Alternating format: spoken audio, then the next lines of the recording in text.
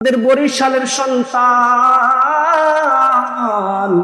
উসমান হাদি, শহীদ উসমান হাদি হাফেজে কোরআন ছিল। আল্লাহ পাক রব্বুল আলামিন ওই ছেলেটাকে এত পছন্দ করলেন, এতটাই পছন্দ করলেন, আল্লাহ পাক রব্বুল আলামিনের কাছে সে বারবার চাইতো, ওগো দয়ার মালিক আল্লাহ, আমার মৃত্যুটা যেন শহীদি কাফেলাতে যেন হয়।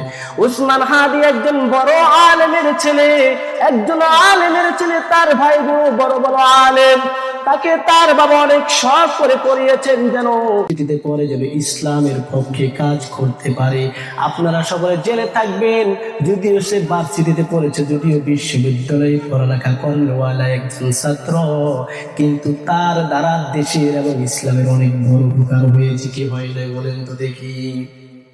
অনেক বড় উপকার হয়েছে।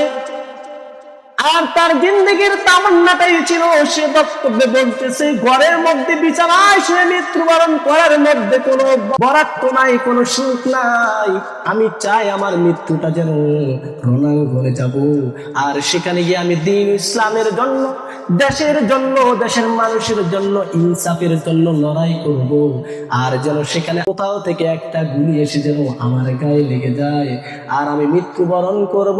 আল্লাহর কাছে গিয়ে বলবো, দয়ার মালিক আল্লাহ, তোমার ইনসাফ প্রতিষ্ঠা করার জন্য, ইনসাফের শাসন দুনিয়ার মধ্যে চালু করার জন্য আল্লাহ আমি চেষ্টা করেছিলাম। আল্লাহ ইসলাম প্রতিষ্ঠা, ইনসাফ প্রতিষ্ঠা করতে গিয়ে আমার জীবনটা গেল। আমি আল্লাহর কাছে শাহাদাতের মৃত্যু নিয়ে আমি শহীদের তালিকায় যেন উঠতে পারি, এমন চাহিদা ছিল তার।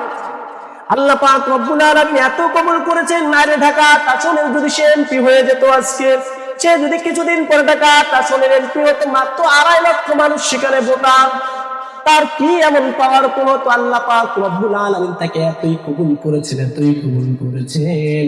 তার জানাজার মধ্যে দেখতে পেলেন আপনারা সবাই, তার জানাজাটা পৃথিবীর ইতিহাসে একটা ঐতিহাসিক বিষয় হয়ে থাকলো। কি বলেন ঠিক কিনা? তার জানাজার মধ্যে লক্ষ লক্ষ মানুষ জমা হয়েছে। এমনকি বাংলাদেশের কোন বড় বড় ওলামায়ে কেরাম বাদ ছিল না, প্রত্যেকে তার জন্য কাঁদে। সারা বাংলাদেশটা যেন তার জন্য কাঁদতেছিল। শুধু বাংলাদেশ না, পৃথিবীটা যেন উসমান হাদির জন্য কাঁদতেছে। আর তার স্ত্রী আল্লাহ পাক রব্বুল আলামিন তাকে কতটা ধৈর্যশীল নারী বানিয়েছেন। ও ভাইয়েরা বলে যাই, লাল মোহনের ভাইয়ের আপনাদেরকে বলে যাই, উসমান হাদির বউ এত কিছু হয়ে যাওয়ার পরে আজ পর্যন্ত তার মুখের দ্বারা একটা আওয়াজ বিশ্ববাসী শুনতে পায় নাই। সে এতটুকু তো অন্তত বলতে পারতো মিডিয়ার সামনে এসে, আমার স্বামীকে যে হত্যা করলো আমি তার উপযুক্ত বিচার চাই।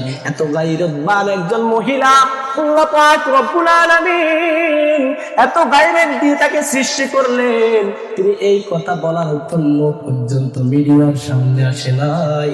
কেননা তিনি চিন্তা করেছেন, আমি একজন নারী, আমার কণ্ঠটা, আমার গলার স্বরটা এটা আমার পর্দার মধ্যে রাখতে হবে।